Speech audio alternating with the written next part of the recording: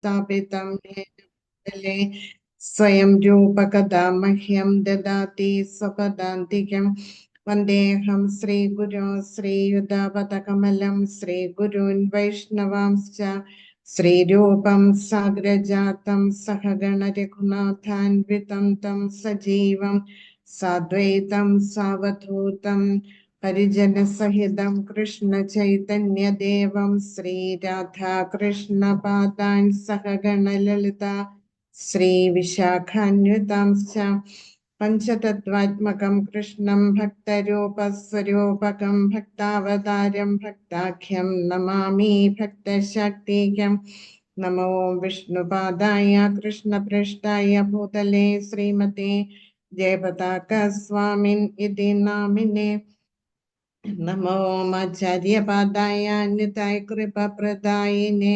गौरकथाधामदाय नगरग्रामतारिणे नमो विष्णुपादाय कृष्णपृष्ठाय भूतले श्रीमते भक्तिवेदान्त स्वामिन् इति नामिने नमस्ते सरस्वते देवे गौरवाणी प्रचारिणे निर्विशेष शून्यवादी पाश्चात्यदेशतारिणे जय श्रीकृष्ण चैतन्य प्रभु नित्यानंद श्री अद्वैत गदाधर श्रीवासादि गौरभक्तवृंद मूकं करोति वाचालं भङ्गुं लङ्घयते गिरिं यत्कृपातमहं वन्दे श्रीगुरुं दीनतारिणं परमानन्दमाधवं श्रीचैतन्यमीश्वरम् कृष्णाय वासुदेवाय देवकी नंदनाय च नन्दगोपकुमाराय गोविन्दाय नमो नमः नीलाचल निवासाय नित्याय परमात्मने श्रीबलभद्र सुभद्राभ्यां जगन्नाथाय ते नमः अद्वैतं हरिणाद्वैतम् आचार्यं भक्तिशंसनात् भक्तावतारम् ईशं तम् अद्वैताचार्यमाश्रये हरे कृष्णा कृष्ण कृष्ण हरे हरे हरे राम राम राम हरे हरे ओम नमो भगवते वासुदेवाय ओम नमो भगवते वासुदेवाय ओम नमो भगवते वासुदेवाय हरे कृष्ण ഇന്ന് അദ്വൈതാചാര്യരുടെ ആവിർഭാവ ദിവസമാണ്. ഉച്ചവരെ ഫാസ്റ്റിംഗ് ആണ്. നമ്മുടെ പഞ്ചതത്വയിലെ മുഖ്യൻ തന്നെ പറയാം അദ്വൈതാചാര്യർ. അദ്വൈതാചാര്യർ കാരണമാണ് നമുക്ക് മഹാപ്രഭുവിനെ കിട്ടിയത്. ഹരേ കൃഷ്ണ. ഇനി നമ്മള് 16-ാം അധ്യായമാണ്. കഴിഞ്ഞ ക്ലാസ്സിലെ ഏറ്റവും ലാസ്റ്റില് ഒരു വൺ വേർഡ് ക്വസ്റ്റ്യൻ പറഞ്ഞിരുന്നു. അത് ഓർമ്മയുണ്ടോ എന്നറിയില്ല എല്ലാവർക്കും. രാജവിദ്യ രാജഗുഹ്യം പവിത്രം ഇതമുത്തമം പ്രത്യക്ഷാവഗമം ധർമ്മ്യം സുസുഖം കർത്തുമവ്യയം. അത് എന്താണ് ഉദ്ദേശിക്കുന്നതെന്ന് വെച്ചാല് പ്യുവർ ഡിവോഷണൽ സർവീസ്, അതായത് പരിശുദ്ധ ഭക്തിയുടെ സേവനം.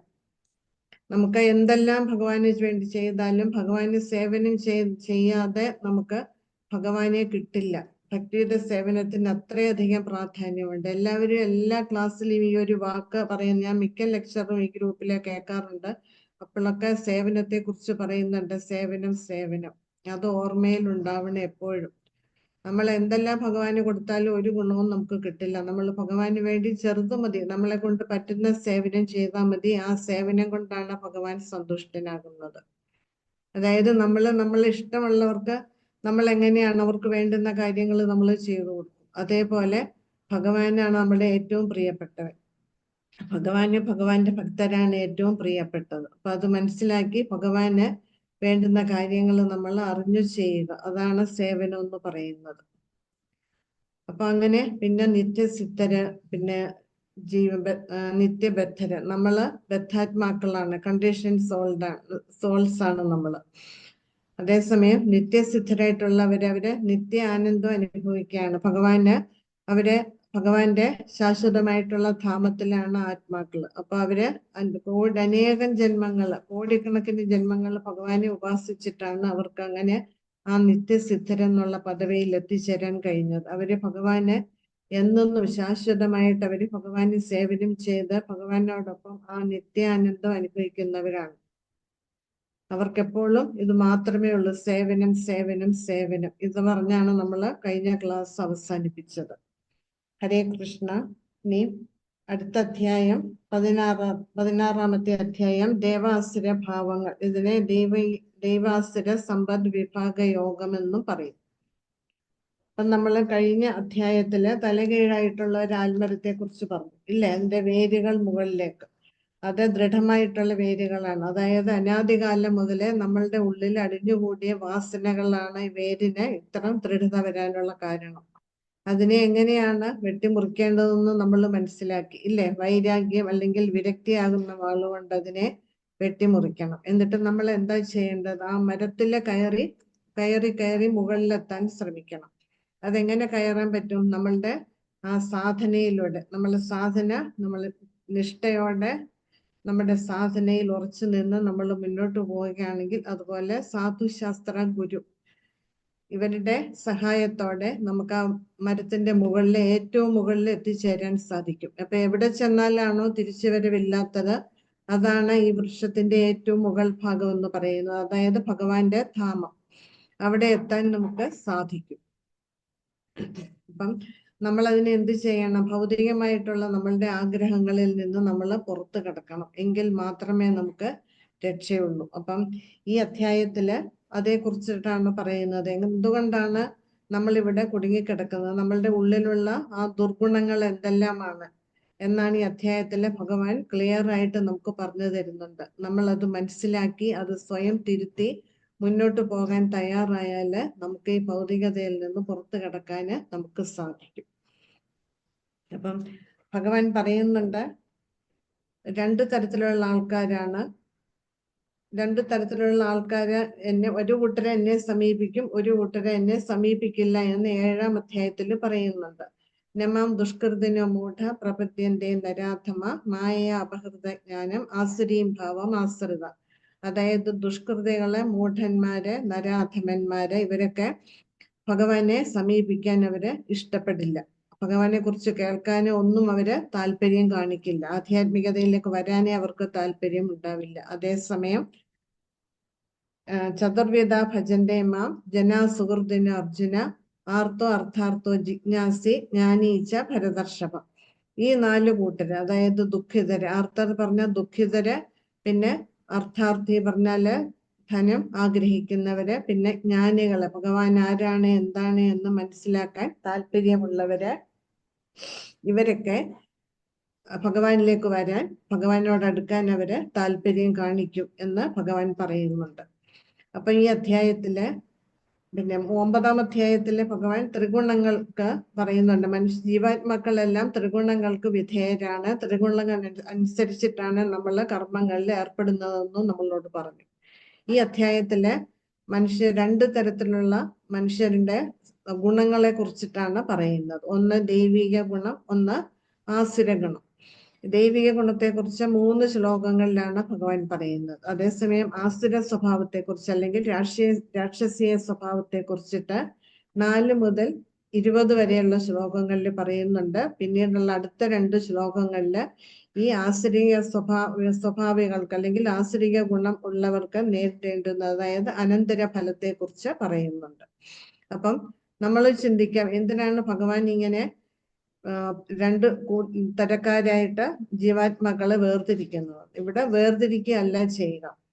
ഇത് നമ്മളുടെ ഉള്ളിലുള്ള, അതായത് എല്ലാ ജീവാത്മാക്കളിലും കലിയുഗത്തിലെ എല്ലാവരിലും ഉണ്ട് ദൈവിക ഗുണവും ആസുരീയ ഗുണങ്ങളും. അതായത് നന്മയും തിന്മയും എല്ലാവരിലും ഉണ്ട്. സത്യയുഗത്തിലാണെങ്കിൽ ദൈവിക ഗുണമുള്ളവരും രാക്ഷസീയ സ്വഭാവം അല്ലെങ്കിൽ ആസുരിക സ്വഭാവമുള്ളവരും 2 പ്ലാനറ്റിലാണ്, 2 ഗ്രഹങ്ങളിലാണ് ജീവിച്ചിരുന്നത്. ത്രേതായുഗത്തിലാണെങ്കിലോ ആസുരിക സ്വഭാവമുള്ളവരും ദൈവിക ഗുണമുള്ളവരും ഒരു പ്ലാനറ്റിൽ, ഒരു ഗ്രഹത്തിലായി. ദ്വാപരയുഗത്തിലാണെങ്കിൽ ഇത് ഒരു കുടുംബത്തിലായി.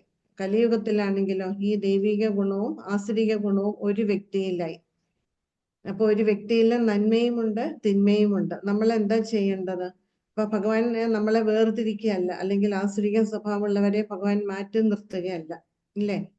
സമൂഹം സർവഭൂതേഷു എന്ന് ഭഗവാൻ 9-ാം അധ്യായത്തിൽ പറയുന്നുണ്ട്. എനിക്ക് ആരോടും പാർഷ്യാലിറ്റി ഇല്ല.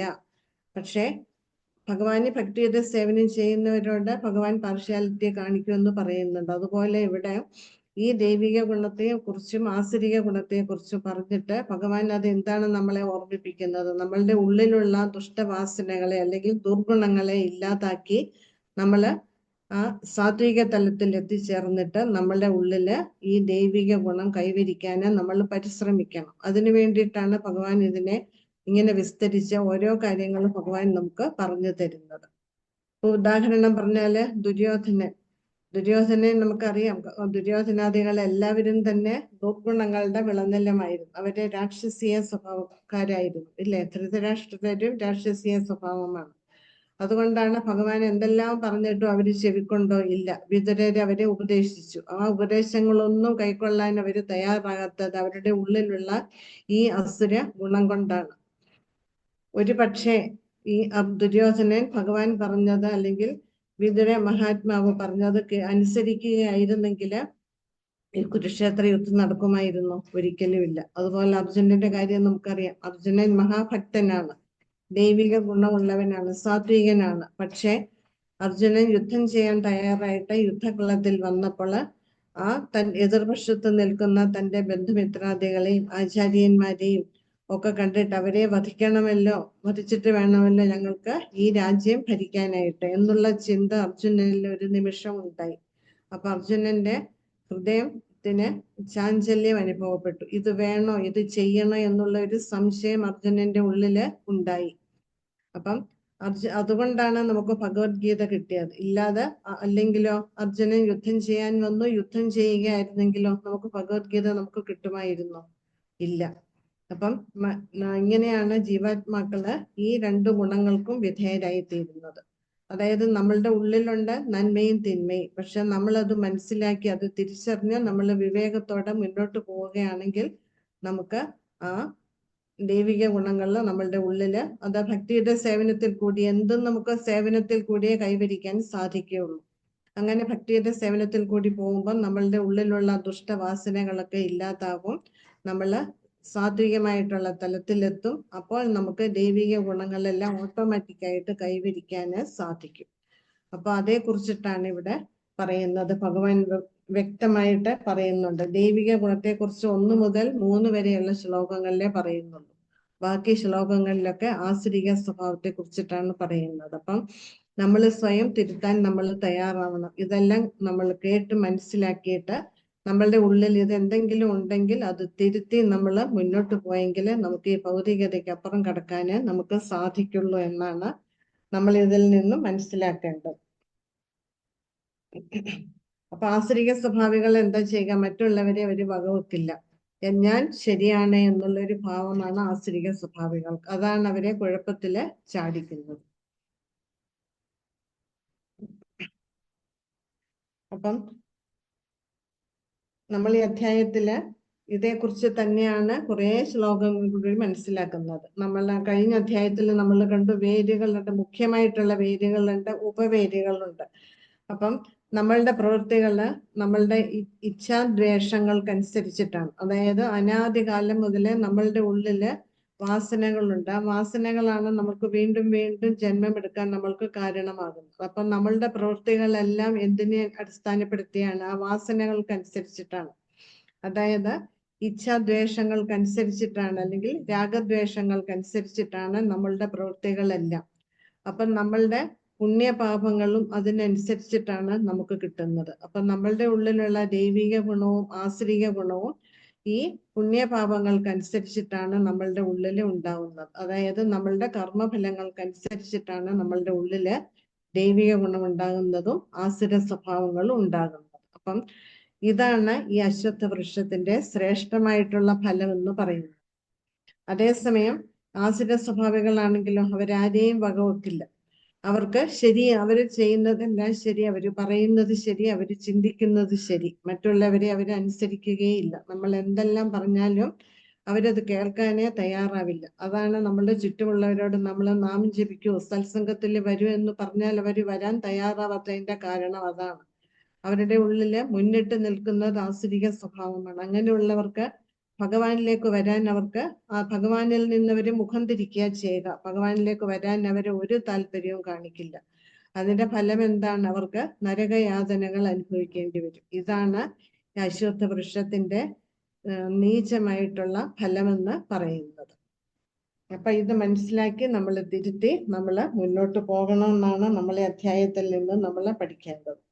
അപ്പം ആസുരിക സ്വഭാവം, ദൈവിക സ്വഭാവം എന്ന് പറയുന്നത്, ദൈവിക സ്വഭാവം എന്ന് പറയുന്നത് സത്വഗുണത്തിന്റെ പ്രഭാവം മൂലമാണ് ദൈവിക ഗുണം നമുക്ക് കൈവരുന്നത്. ആസുര സ്വഭാവമാണെങ്കിലോ രജോ ഗുണത്തിന്റെയും തമോ ഗുണത്തിന്റെയും തോതനുസരിച്ചിട്ടാണ് നമ്മളുടെ ഉള്ളില് ഈ ആസുരിക സ്വഭാവം കാണപ്പെടുന്നത്. ചിലരില് തമോ ഗുണം കൂടിയിരിക്കും, രജോ ഗുണം കൂടിയിരിക്കും. അപ്പൊ അങ്ങനെയുള്ളവരില് രാക്ഷസീയ സ്വഭാവം, തമോ ഗുണികൾക്കാണെങ്കിൽ രാക്ഷസീയ സ്വഭാവമാണ് മുന്നിട്ട് നിൽക്കുക. രജോ ഗുണം കൂടിയിരുന്നാല് ആസുര സ്വഭാവം കൂടി വരും. ഇനി നമുക്ക് അധ്യായത്തിലേക്ക് കടക്കാം.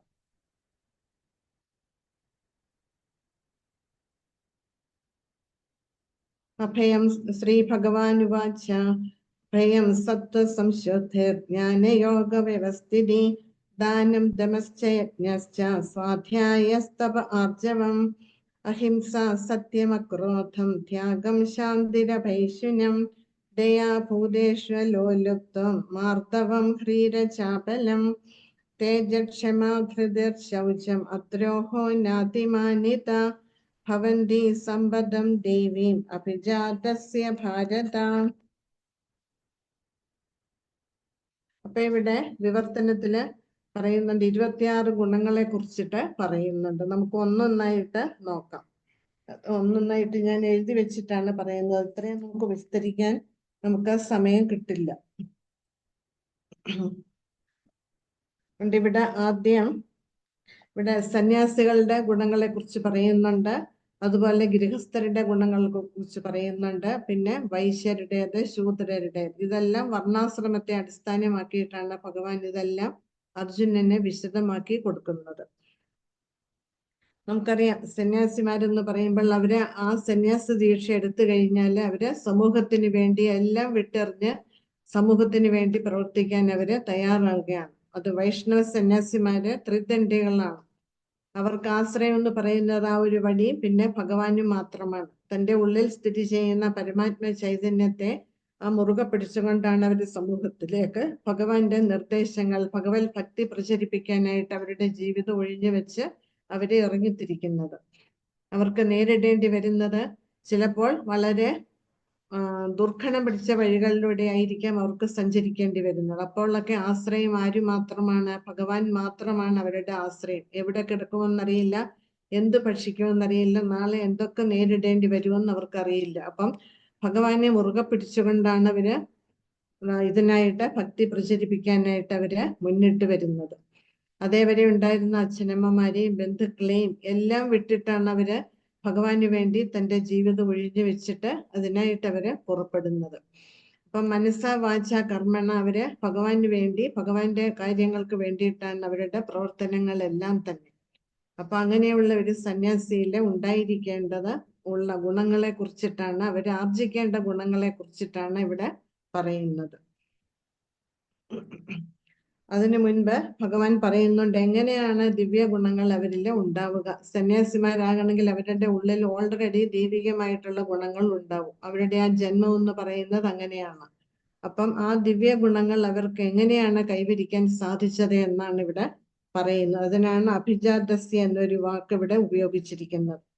അതായത് അങ്ങനെ വരണമെങ്കിൽ അച്ഛനമ്മമാര് വിവാഹം കഴിക്കുന്നതിന് മുൻപ് തന്നെ അവര് ഇതേക്കുറിച്ച് ആലോചിക്കണം. തങ്ങൾക്കുണ്ടാകുന്ന സന്തതികളെ കൃഷ്ണാവബോധവാന്മാരായിട്ടുള്ള സന്തതികളെ വേണം ഉൽപ്പാദിപ്പിക്കാൻ എന്നവര് തീരുമാനിക്കണം. തീരുമാനിക്കുക മാത്രമല്ല, അതിനനുസരിച്ചിട്ട് ഗർഭാധാന സംസ്കാരം എന്ന് പറയുന്ന ഒരു ചടങ്ങുണ്ട്, അത് അനുഷ്ഠിക്കണം. എങ്കിൽ മാത്രമേ, അതായത് ശ്രീല പ്രഭുപാദർ അതിനുള്ള കാര്യങ്ങളൊക്കെ ശ്രീല പ്രഭുപാദരെ പഠിപ്പിച്ചിട്ടുണ്ട് എല്ലാവരെയും. അതനുസരിച്ചിട്ട് ആണെങ്കിൽ അവർക്കുണ്ടാകുന്ന സന്തതികളെ കൃഷ്ണാവബോധത്തിൽ താല്പര്യമുള്ളവരായിരിക്കും. അവര് ജന്മനാ തന്നെ കൃഷ്ണാവബോധമുള്ളവരായിരിക്കും. അവര് ഭക്തി പരിശീലിച്ച് അവര് ഭക്തി മാർഗത്തിൽ മുന്നോട്ട് പോകാൻ താല്പര്യം കാണിക്കുന്നവരായിരിക്കും.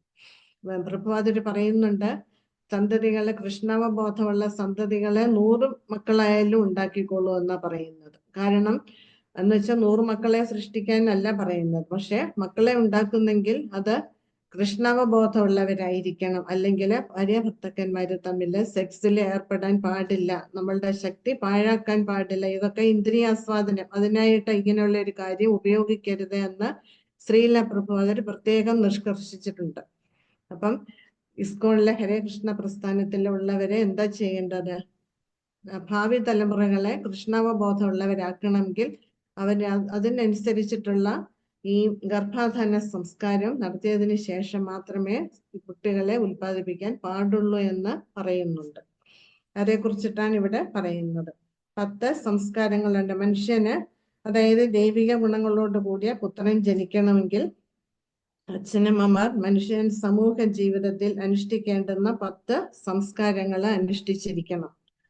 അപ്പം ഭഗവാൻ നമ്മൾ മുമ്പ് പഠിച്ചു, ഭഗവാൻ അവന്റെ മുൻ അധ്യായങ്ങളിൽ പറയുന്നുണ്ട്. അതായത് സൽസന്താനത്തിനായിട്ടുള്ള ലൈംഗിക ജീവിതം എന്ന് പറയുന്നത് ഭഗവാൻ തന്നെയാണ് എന്ന് പറയുന്നുണ്ട്. അപ്പം കൃഷ്ണാവബോധപൂർവം നമ്മൾ അത് അനുഷ്ഠിച്ചാൽ അത് നിഷ്ഠമല്ല. അല്ലാതെ ചെയ്യുന്നതാണ് വിനോദത്തിന് വേണ്ടി അല്ലെങ്കിൽ ഇന്ദ്രിയാസ്വാദനത്തിന് വേണ്ടി ഇപ്രകാരം ചെയ്യുകയാണെങ്കിൽ അത് നമ്മളുടെ എനർജി അതിനെ പാഴാക്കുകയാണ് ചെയ്യുന്നത്. ആ ശക്തി നമ്മളെ ഭഗവാനിലേക്ക് കൊണ്ടുവരിക, അതിനായിട്ട് ഭഗവാന്റെ കാര്യങ്ങൾക്കായിട്ട് വിനിയോഗിക്കണം. ഇതിനാണ് മനുഷ്യജന്മം കിട്ടിയിരിക്കുന്നത്. അല്ലാണ്ട് ഇന്ദ്രിയാസ്വാദനത്തിൽ മുഴുകി ഇങ്ങനെ നമ്മൾ അടിച്ചു പൊളിച്ച് ജീവിക്കുകയല്ല ചെയ്യേണ്ടത്. അല്ലെങ്കിലോ നമ്മളും മൃഗങ്ങളും തമ്മിൽ എന്താണ് വ്യത്യാസം? ധർമ്മേനഹീന പശുവിർ സമാന. ധർമ്മം അനുസരിച്ചിട്ട് അല്ലെങ്കിൽ ധാർമ്മികമായിട്ട് നമ്മൾ ജീവിതം നയിച്ചില്ലെങ്കിൽ നമ്മളും മൃഗങ്ങളും തമ്മിൽ എന്താണ് വ്യത്യാസം? ഒരു വ്യത്യാസവുമില്ല. അപ്പം മക്കൾക്ക് ജനനശേഷം കൃഷ്ണാവബോധം ഉണ്ടാകത്തക്ക രീതിയിലായിരിക്കണം അവരുടെ സംയോഗം. കൃഷ്ണാവബോധത്തിൽ മുഴുകിയ മാതാപിതാക്കന്മാരുടെ സന്താനങ്ങൾക്ക് ഈ നേട്ടം ഉണ്ടാവണം. അവർക്ക് കൃഷ്ണാവബോധം കൈവരിക്കാന് സാധിക്കും. അപ്പൊ ഇവിടെ ദൈവിക ഗുണമുള്ളവരെയും ആസുരിക ഗുണമുള്ളവരെയും വേർതിരിക്കുന്നത് മനുഷ്യനെ 2 വിഭാഗത്തിൽ പെടുത്താനല്ല. ഇവിടെ വർണ്ണാശ്രമ വ്യവസ്ഥയുടെ ഉദ്ദേശം എന്ന് പറയുന്നത് എന്താണ്? സമൂഹത്തില് ചിട്ട, ഒരു അടുക്കും ചിട്ടയും കൊണ്ടുവരിക എന്ന് പറയില്ല, അതിനു വേണ്ടിയിട്ടാണ്, സമാധാനം കൈവരിക്കാൻ വേണ്ടിയിട്ടാണ് ഭഗവാൻ ഈ വർണ്ണാശ്രമ ധർമ്മങ്ങൾ കൊണ്ടുവന്നിരിക്കുന്നത്. അപ്പം ഈ നമ്മളിപ്പോ പറഞ്ഞ കാര്യങ്ങൾക്കനുസരിച്ചിട്ട് പ്രവർത്തിക്കുകയാണെങ്കിൽ അതാണ് ദൈവിക ഗുണമെന്ന് പറയുന്നത്. അപ്പൊ വർണ്ണാശ്രമ വ്യവസ്ഥ പ്രകാരം സമൂഹത്തിന്റെ തലവൻ എന്ന് പറയുന്നത് ആധ്യാത്മിക ഗുരുവാണ്. ആ ആധ്യാത്മിക ഗുരുവാണ് മറ്റ് 3 സമുദായങ്ങളെ, അതായത് ക്ഷത്രിയ, വൈശ്യ, ശൂദ്രർ, ഇവരെ മുഴുവൻ സമൂഹത്തിന്റെ നന്മയിലേക്ക്, അവരുടെ ആ ഭാവി ജീവിതം നന്മയിലേക്ക് നയിക്കുന്നതിന് കാരണക്കാരൻ ഈ ആധ്യാത്മിക ആചാര്യരാണ്. അപ്പം ഇങ്ങനെയുള്ള ആധ്യാത്മിക ഗുരുവിനെ മറ്റുള്ളവരെ ബഹുമാനിക്കണമെന്ന് ഇവിടെ പറയുന്നുണ്ട്. അപ്പം സർവോത്കൃഷ്ടനായിട്ടുള്ള ഒരു സന്യാസി, അത് ഏത് വിഭാഗത്തിൽപ്പെട്ടവരായാലും അവരെ ബ്രാഹ്മണരും ബഹുമാനിക്കണമെന്ന് ഇവിടെ പ്രഭുപാദര് പറയുന്നുണ്ട്. അപ്പൊ ഒരു സന്യാസിക്ക് വേണ്ടുന്ന ഗുണം എന്ന് പറയുന്നത് നിർഭയതയാണ്. ഞാൻ മുമ്പേ പറഞ്ഞ പോലെ സമൂഹത്തിലേക്ക് ഒറ്റയ്ക്കാണ്, ആരും കൂട്ടിനില്ല, ഒറ്റയ്ക്ക് ആ ദണ്ഡും പിടിച്ചുകൊണ്ടാണ് സമൂഹത്തിലേക്ക് ഇറങ്ങുന്നത്. ആ വടി മാത്രമാണ് ആശ്രയം. അത് വൈഷ്ണവ സന്യാസിമാർക്ക് ത്രിദണ്ഡികളാണ്, മനസ്സാ വാച കർമ്മണ, അതാണ് ത്രിദണ്ഡ്. അത് 3 ഭാഗങ്ങളാണ് ഒരു ദണ്ഡിന്. അപ്പം അതാണ് വൈഷ്ണവ സന്യാസിമാരുടെ കയ്യിലുള്ള ദണ്ഡ് എന്ന് പറയുന്നത്. മായാവാദി സന്യാസിമാർക്ക് ഒറ്റ ദണ്ഡാണ്, അതിന് ഭാഗങ്ങളൊന്നുമില്ല. വൈഷ്ണവ സന്യാസിമാരെ മനസ്സാ വാച കർമ്മണ ഭഗവാന് വേണ്ടി മാത്രമാണ് അവരുടെ ജീവിതം ഒഴിഞ്ഞു വെച്ചിരിക്കുന്നത്. അവര് സാമൂഹികമായിട്ടുള്ള മറ്റു പ്രവർത്തനങ്ങളിലോ രാഷ്ട്രീയ കാര്യങ്ങളിലോ ഒന്നും അവര് കൈകടത്താറില്ല. അപ്പം ആശ്രയം ആരാണ്? ഭഗവാൻ മാത്രമാണ് സന്യാസിമാർക്ക് ആശ്രയം എന്ന് പറയുന്നത്. അപ്പൊ ആരിൽ നിന്ന് സഹായം പ്രതീക്ഷിക്കാതെ ഭഗവാനെ മാത്രം ആശ്രയിച്ചിട്ടാണ് അവര് മുന്നോട്ട് പോകുന്നത്. അപ്പം ഭഗവാൻ പരമാത്മ രൂപത്തില് തങ്ങളുടെ ഉള്ളിലുണ്ടെന്നും ആ പരമാത്മാവ് തങ്ങളുടെ ഏതവസ്ഥയിൽ, എത്ര ദുഃഖമായിട്ടുള്ള അവസ്ഥയിലും തങ്ങളെ രക്ഷിക്കുമെന്നുള്ള ഉത്തമ ബോധ്യം ആ സന്യാസിക്കുണ്ട്. അതുകൊണ്ടാണ് അഭയം സത്വ സംശുദ്ധി എന്ന് പറയുന്നത്. അഭയം എന്ന് പറഞ്ഞാല് നിർഭയത, ഭയമില്ലായ്മ. അവർക്ക് അതുകൊണ്ട് ഒന്നുകൊണ്ടും അവർക്ക് ഭയമില്ല. എന്തിനേയും നേരിടാനുള്ള ധൈര്യം അവർക്ക് ആര് കൊടുക്കും? ഭഗവാൻ കൊടുക്കും. പിന്നെ ശ്രദ്ധിക്കേണ്ടത്, സ്ത്രീകളുമായിട്ട് അടുത്ത് ഇടപഴകാൻ പാടില്ല. നമുക്കറിയാം മഹാപ്രഭു ഇത് പ്രത്യേകം പാലിച്ചിരുന്നു.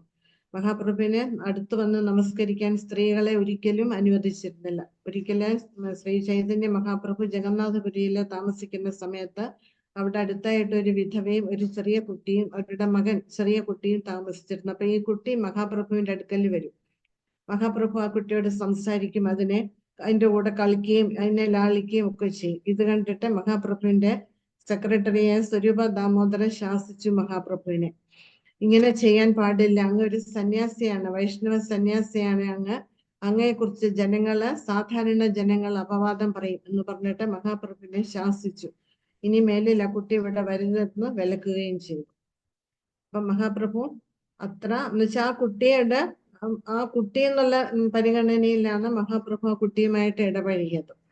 പക്ഷെ പിന്നീട് മഹാപ്രഭു ഒന്നും കൂടി ഈ കാര്യത്തില് നിഷ്കർഷത പുലർത്തിയിരുന്നു. അതുപോലെ മഹാപ്രഭുവിന്റെ കൂടെ ഉണ്ടായിരുന്നത് ശ്രീല പ്രഭുപാദർ ഇവിടെ പറയുന്നുണ്ട്, ഛോട്ടാ ഹരിദാസൻ ഒരു സ്ത്രീയുടെ മുഖത്ത് കാമവാസനയുടെ നോക്കി എന്നുള്ള ഒറ്റ ഒരു കാരണം കൊണ്ട് ഛോട്ടാ ഹരിദാസിനെ പുറത്താക്കി മഹാപ്രഭു.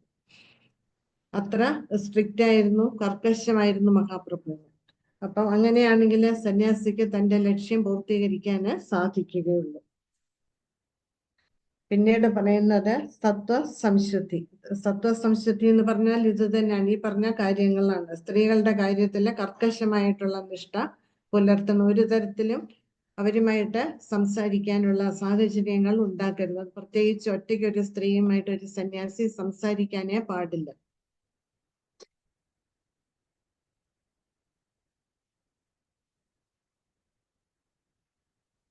അതുപോലെ തന്നെ ഭഗവത് ധാമത്തിലെ സന്യാസിക്ക് മാത്രമല്ല, സാധാരണ ജനങ്ങളാണെങ്കിൽ ആധ്യാത്മിക പാതയിൽ മുന്നോട്ട് പോകണമെന്ന് ആഗ്രഹിക്കുന്നവരാരും ഭഗവാന്റെ ധാമത്തിലേക്ക് തിരിച്ചെത്താൻ ഉത്കണ്ഠയുള്ള ഒരാൾക്ക് ഇന്ദ്രിയ സുഖത്തിന് വേണ്ടി സ്ത്രീകളുടെയോ ഭൗതിക വിഭവങ്ങളുടെയോ നേർക്ക് നോക്കുന്നത് പോലും അത് നിഷിദ്ധമാണ് എന്നിവിടെ ശ്രീല പ്രഭുപാദർ നമ്മെ പ്രത്യേകം ഓർമ്മിപ്പിക്കുന്നുണ്ട്.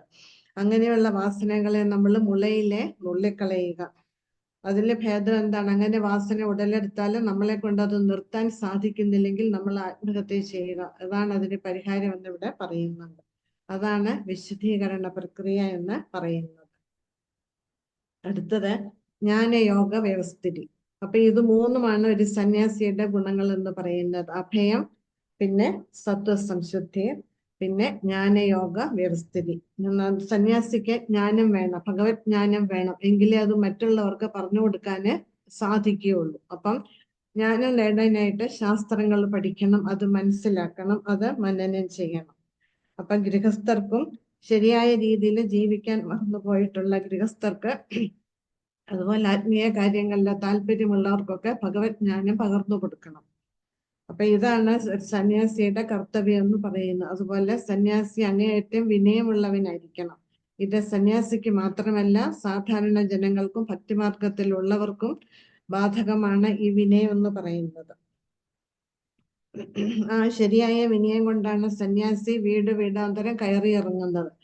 നമുക്കറിയാം, ശ്രീ ചൈതന്യ മഹാപ്രഭു ജഗന്നാഥപുരിയിൽ താമസിക്കുന്ന സമയത്ത് നിത്യാനന്ദ പ്രഭുവിനെ ഹരിദാസ് ഠാക്കൂറിനെയും വീടാന്തരം കയറി ഇറങ്ങി തിരുനാമം ജപിക്കാനായിട്ട് എല്ലാവരും ഉപദേശിക്കാനായിട്ട് മഹാപ്രഭു പറഞ്ഞു വിടും. അപ്പോഴാണ് ജഗായി മഥായിമാരുടെ അവരുടെ വധമൊക്കെ അവരെ ഉദ്ധരിക്കുന്നതൊക്കെ ആ സമയത്താണ് നടക്കുന്നത്. അപ്പം ഈ നിത്യാനന്ദ പ്രഭുവും ഹരിദാസ് ഠാക്കൂറും ഓരോ വീടുകളിലും കയറി ചെന്നിട്ട് അവര് ഭിക്ഷാന്തേഹി എന്ന് പറഞ്ഞുകൊണ്ടാണ് കയറി ചെല്ലുന്നത്. അപ്പം ഗൃഹനാഥയെ പുറത്തേക്ക് വരുമ്പോൾ ഇവരെന്താ ചെയ്യുക? സാഷ്ടാംഗം അവരെ നമസ്കരിക്കും. എന്നിട്ട് അവരോട് പറയും, നിങ്ങള് ദയവ് ചെയ്ത് ഭഗവാന്റെ തിരുനാമം ജപിക്കൂ. ഹരേ കൃഷ്ണ കൃഷ്ണ കൃഷ്ണ ഹരേ ഹരേ, ഹരേ രാമ രാമ രാമ ഹരേ ഹരേ. ഇത് ജപിക്കാനാണ് അവരോട് ആവശ്യപ്പെടുക. ഞങ്ങൾക്ക് ഈ ഭിക്ഷയാണ് വേണ്ടുന്നത്, നിങ്ങൾ ഇത് ദയവ് ചെയ്ത് ഭഗവാന്റെ തിരുനാമം ജപിക്കൂ എന്നാണ് ഓരോ വീട്ടിലും കയറി ഇറങ്ങിയത്. ഒരു പശുവിനെ കറക്കുന്ന സമയം മാത്രമേ അവരവിടെ നിൽക്കുകയുള്ളൂ, ഒരു നിമിഷമേ നിൽക്കുകയുള്ളൂ. അപ്പോഴേക്ക് അവരാ വീടിന് പുറത്ത് കിടക്കും. കാരണം കൂടുതൽ നിന്ന് കഴിഞ്ഞാൽ അവിടോട്ട് ആസക്തി വന്നെങ്കിലോ എന്നുള്ള ഒരു ഭയം. അത്രയ്ക്ക് ശ്രദ്ധിച്ചിരുന്നു ഇവരെല്ലാം തന്നെ. നമ്മുടെ ആചാര്യന്മാരൊക്കെ തന്നെ അത്രമാത്രം ശ്രദ്ധയോടെയാണ് അവരെ മുന്നോട്ട് പോയിരുന്നത്. ഇതാണ് അവര് അപേക്ഷിച്ചിരുന്നത്. ഓരോ ജനങ്ങളോട്, ഓരോ വ്യക്തികളെയും കാണുമ്പോൾ മഹാപ്രഭുവിനെ കാണുന്ന മാത്രയിൽ തന്നെ എല്ലാവർക്കും തനിയെ തിരുനാമം ജപിക്കാനുള്ള ഒരു പ്രേരണ എല്ലാവരിലും ഉണ്ടാവും. എല്ലാവരും കൃഷ്ണാവബോധത്തിലേക്ക് വരും. അപ്പം എല്ലാവരെയും, ഈ ലോകത്തിലുള്ള ജനങ്ങളെ എല്ലാവരെയും തന്നെ കൃഷ്ണാവബോധവാന്മാരാക്കുന്നതിനായിട്ടാണ് സന്യാസിമാരെ, വൈഷ്ണവ സന്യാസിമാരെ ലോകമെമ്പാടും സഞ്ചരിച്ചുകൊണ്ടിരിക്കുന്നത്.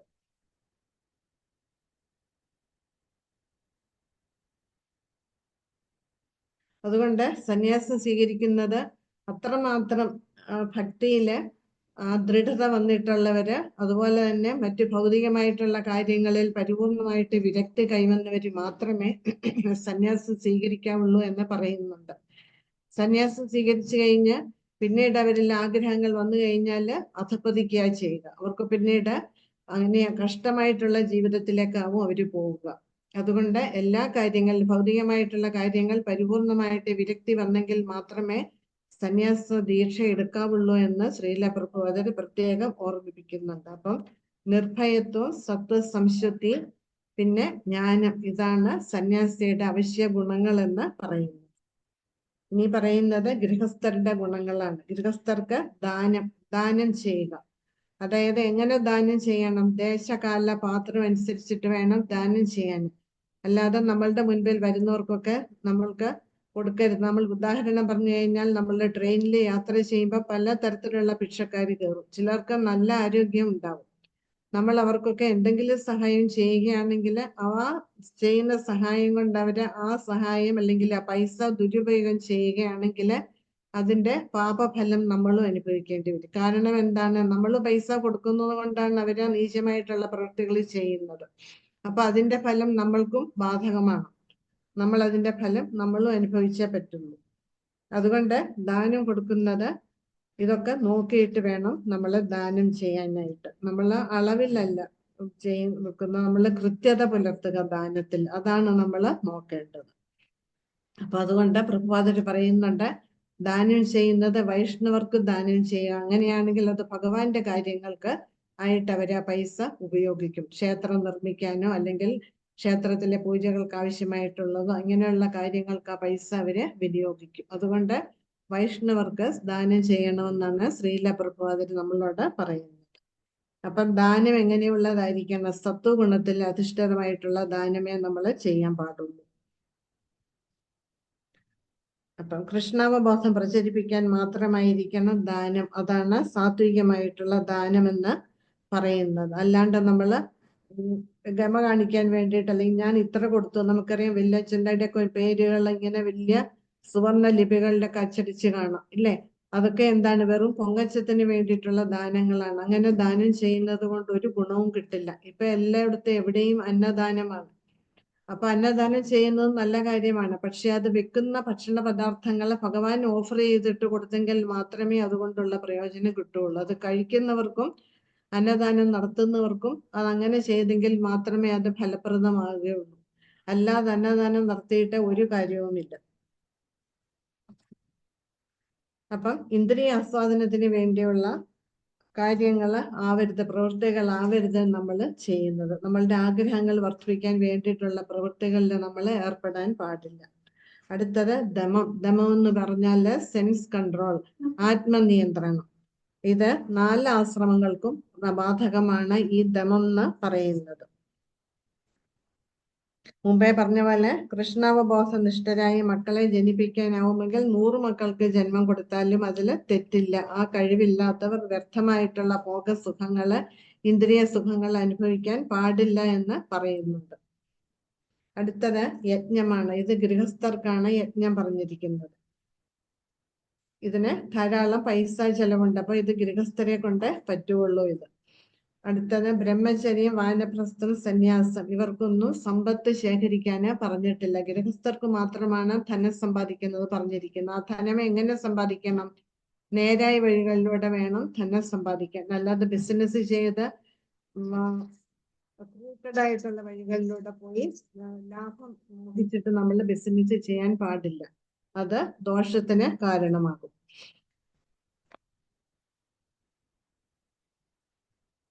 ഈ കലിയുഗത്തിലെ ഏറ്റവും ശ്രേഷ്ഠമായിട്ടുള്ള യജ്ഞം എന്ന് പറയുന്നത് എന്താണ്?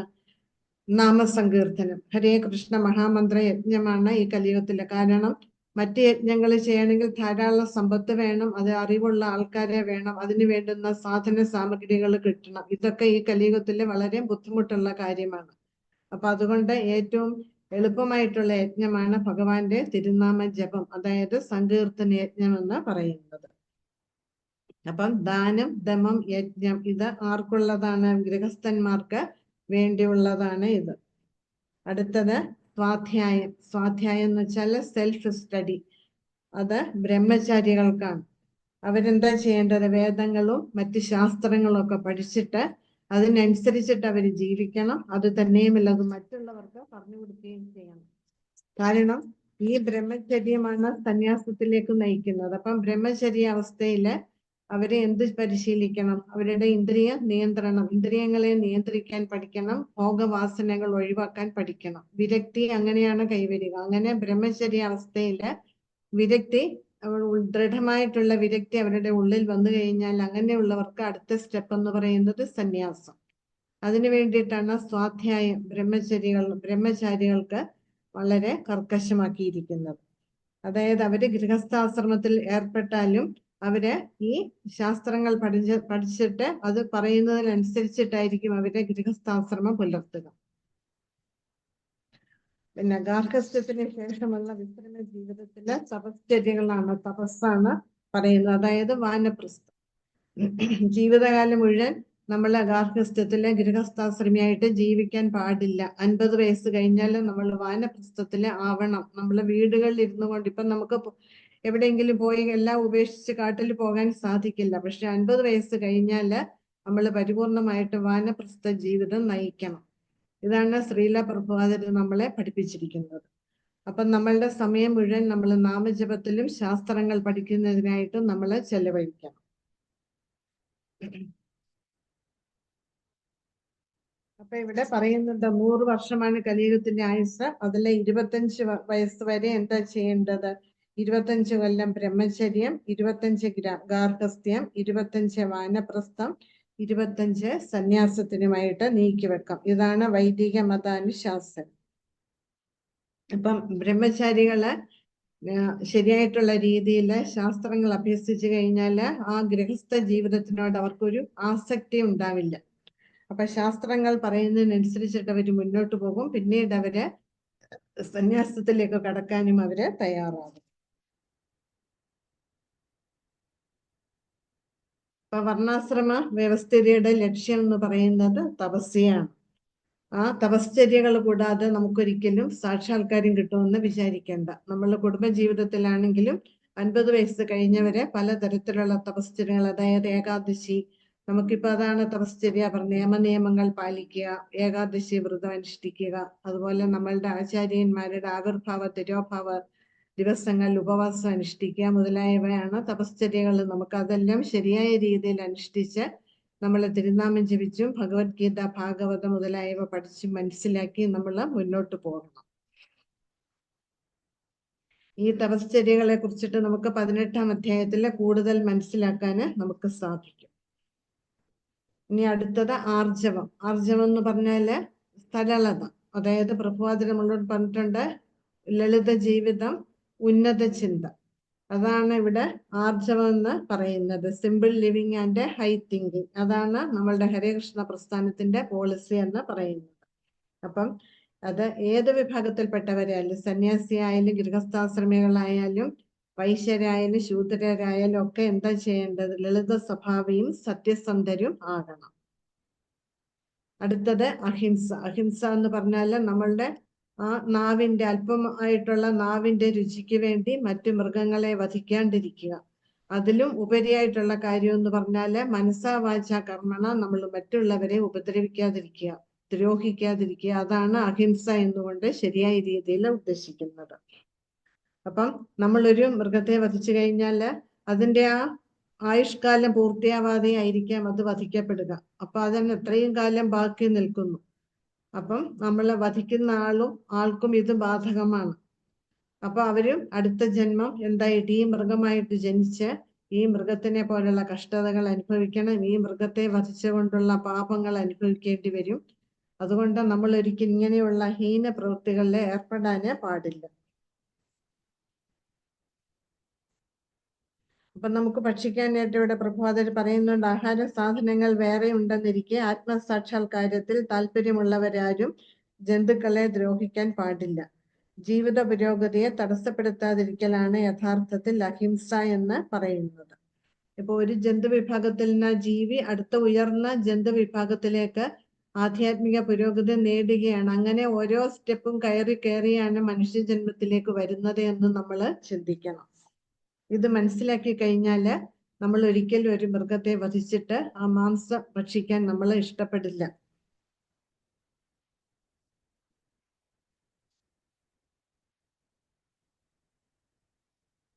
അപ്പം മനുഷ്യന്റെ രസനാപ്രീതിക്കായി മാത്രം അവയുടെ പുരോഗതി തടയാൻ പാടില്ല. ഇതാണ് അഹിംസ എന്ന് പറയുന്നത്. അപ്പം നമ്മൾ മനസ്സ വാച കർമ്മണ മറ്റുള്ളവരെ ദ്രോഹിക്കാതിരിക്കുക, മറ്റുള്ളവരെ വേദനിപ്പിക്കാതിരിക്കുക. ഇതാണ് അഹിംസയുടെ ശരിയായിട്ടുള്ള അർത്ഥം എന്ന് പറയുന്നത്. ഇനി അടുത്തത് സത്യം. സത്യം എന്ന് പറഞ്ഞാല് ഉള്ള കാര്യങ്ങൾ ശരിയായ രീതിയിൽ പറയുക, അതാണ് സത്യം എന്ന് പറയുന്നത്. സ്വാർത്ഥ താല്പര്യങ്ങൾക്ക് വേണ്ടി യാഥാർത്ഥ്യത്തെ വളച്ചൊടിച്ച് കാട്ടാതിരിക്കുക. അപ്പം ഇതിന്റെ അർത്ഥം ഉദ്ദേശ്യമൊക്കെ നമ്മൾ ആധ്യാത്മിക ആചാര്യനിൽ നിന്ന് മനസ്സിലാക്കണം. അപ്പം ശ്രുതി എന്ന് പറഞ്ഞാൽ എന്താണ്? വൈദിക പ്രാമാണികരിൽ നിന്ന് കേൾക്കുക എന്നാണ്. നമുക്ക് തോന്നുന്നപടിയെ ഒരു കാര്യത്തെക്കുറിച്ച് പറയാൻ പാടില്ല. അതുകൊണ്ടാണ് ശ്രീല പ്രഭുപാദര് ഭഗവത്ഗീത യഥാരൂപം എന്നിട്ടിരിക്കുന്നത്. നമ്മളുടെ ഭഗവത്ഗീതയിൽ ഭഗവാൻ എന്താണോ പറഞ്ഞത് അത് പരമ്പര വഴിക്ക് കൈമാറി കൈമാറി വന്നതാണ്. അപ്പൊ അറിവ് ഒരിക്കലും തെറ്റില്ല, ജ്ഞാനത്തിന് ഒരിക്കലും തെറ്റ് പറ്റില്ല. നമ്മൾ നമ്മളുടെ സ്വന്തമായിട്ട് ഒരു കാര്യങ്ങളും പറയുന്നില്ല. മറ്റു മായാവാദി സന്യാസിമാരുടെ ഗീത വ്യാഖ്യാനങ്ങൾ എടുത്ത് വായിക്കൂ, നമ്മളുടേതും വായിക്കൂ. നമുക്ക് ആ വ്യത്യാസം നല്ലതുപോലെ മനസ്സിലാക്കാൻ സാധിക്കും.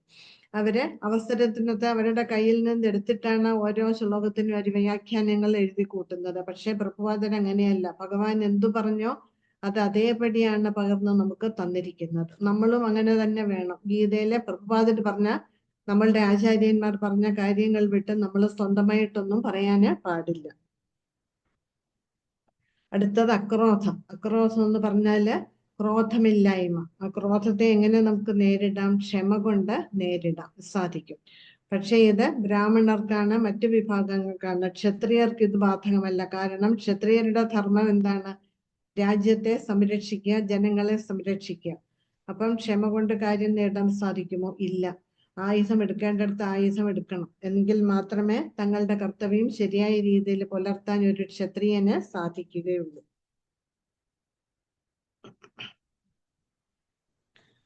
പിന്നീട് അപൈശനം. അപൈശനം എന്ന് പറഞ്ഞാല് നമ്മളുടെ നാട്ടുഭാഷയിൽ പറഞ്ഞാല് പരദൂഷണം പറയുന്നു. അത് പാടില്ല ഒരിക്കലും. കാരണം എല്ലാവരിലും തെറ്റുകളുണ്ട്, കുറ്റങ്ങളുണ്ട്. നമ്മൾ ആരും കുറ്റവിമുക്തരല്ല. അതുകൊണ്ട് നമ്മൾ അത് മറന്ന് മറ്റുള്ളവരെ നമ്മൾ കുറ്റപ്പെടുത്താനേ പാടില്ല. അത് പ്രത്യേകിച്ചും ആധ്യാത്മിക പാതയിലെ പുരോഗതി കൈവരിക്കണമെന്ന് ആഗ്രഹിക്കുന്നവരെ ഈ ഒരു കാര്യം നിർത്തിയേ പറ്റുള്ളൂ. ഇല്ലെങ്കിൽ നമുക്കത് പുരോഗതിക്ക്, ആധ്യാത്മികമായിട്ടുള്ള പുരോഗതിക്ക് അത് തടസ്സമായിട്ട് തീരും. അടുത്തത് അചാപലം. അചാപലം എന്ന് പറഞ്ഞാല് ദൃഢനിശ്ചയമാണ്.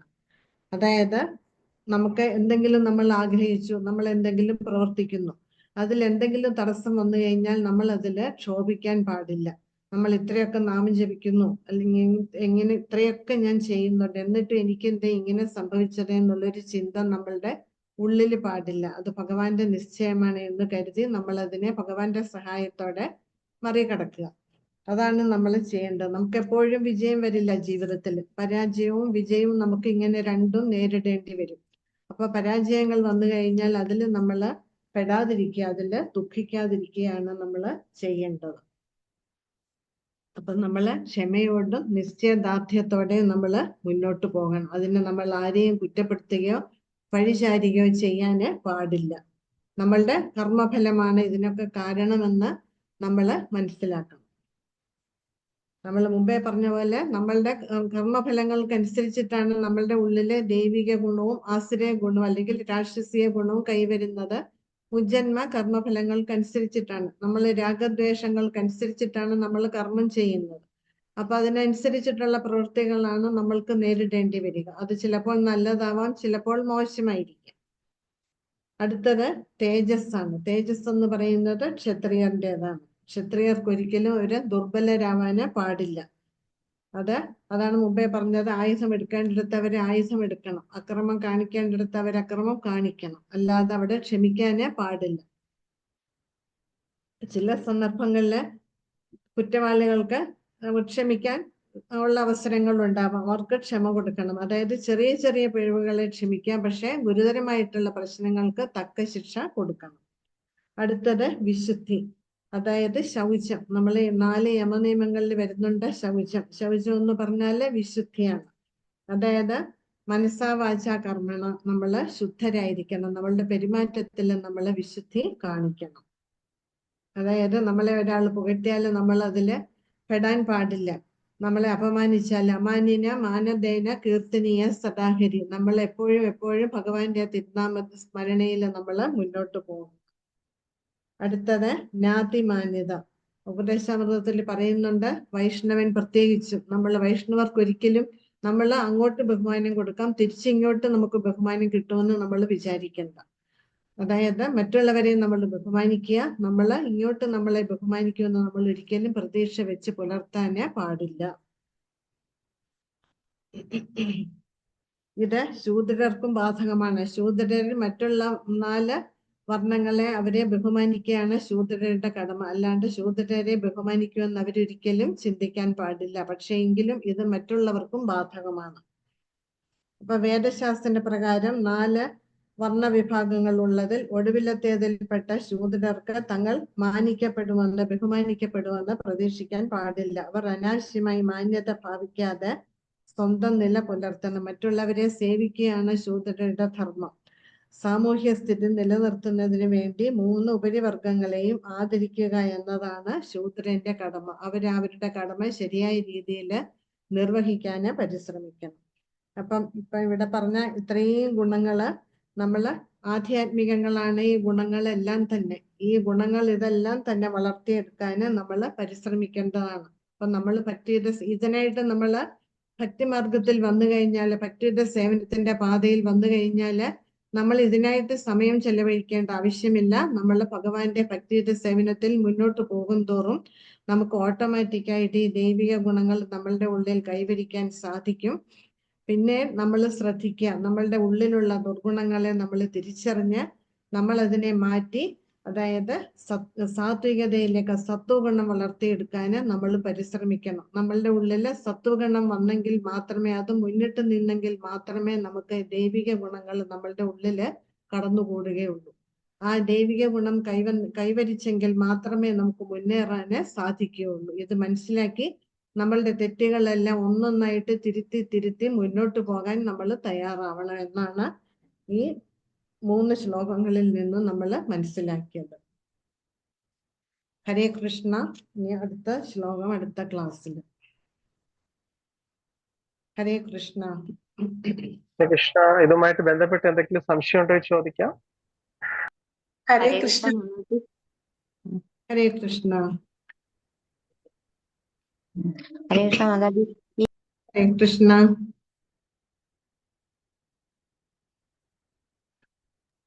പറയൂ, കേൾക്കാൻ പറ്റുന്നില്ല. മാതാജി, ഈ അജാഫലം എന്ന് പറയുന്നത് കൊണ്ട് ഉദ്ദേശിക്കുന്നത് അജാഫലം,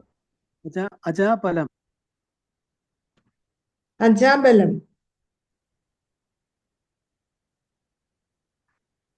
അതായത് 773-ാമത്തെ പേജിലെ ലാസ്റ്റിന് മേളിലുള്ള പാരഗ്രാഫില് ക്രീം എന്ന വാക്ക് നീചകർമ്മങ്ങളിൽ അതുണ്ട്. അതൊക്കെ അടുത്ത ക്ലാസ്സില് അത് അടുത്ത ക്ലാസ്സിൽ പറയാം. അത് ഞാൻ പറഞ്ഞില്ല, അതിലേക്കൊന്നും ഞാൻ കടന്നില്ല. അത് ഞാൻ അടുത്ത ക്ലാസ്സിൽ, അത് ഞാൻ മറന്നിട്ടല്ല, അടുത്ത ക്ലാസ്സിൽ അത് കുറച്ചുണ്ട്. അതുകൊണ്ടാണ് ഞാൻ ഇനിയിപ്പോ അതിന് സമയമില്ല. അതൊക്കെ അടുത്ത ക്ലാസ്സിൽ പറയാം. 26 ഗുണങ്ങളെ നമ്മൾ 26ലേക്ക് വന്നില്ല, കുറച്ച് ഗുണങ്ങളെ പറഞ്ഞിട്ടുള്ളൂ. ഇനിയുമുണ്ട്. അതെല്ലാം ആശ്രിയ സ്വഭാവികളുടെ വരുന്നതാണ്. അതൊക്കെ അടുത്ത ക്ലാസ്സിൽ. ഇപ്പൊ ദൈവിക ഗുണം മാത്രമാണ് പറഞ്ഞത്. ആസുര സ്വഭാവത്തിലേക്കാണ് അതെല്ലാം വരിക. ഹരേ കൃഷ്ണ മാതാജി. ഹരേ കൃഷ്ണ.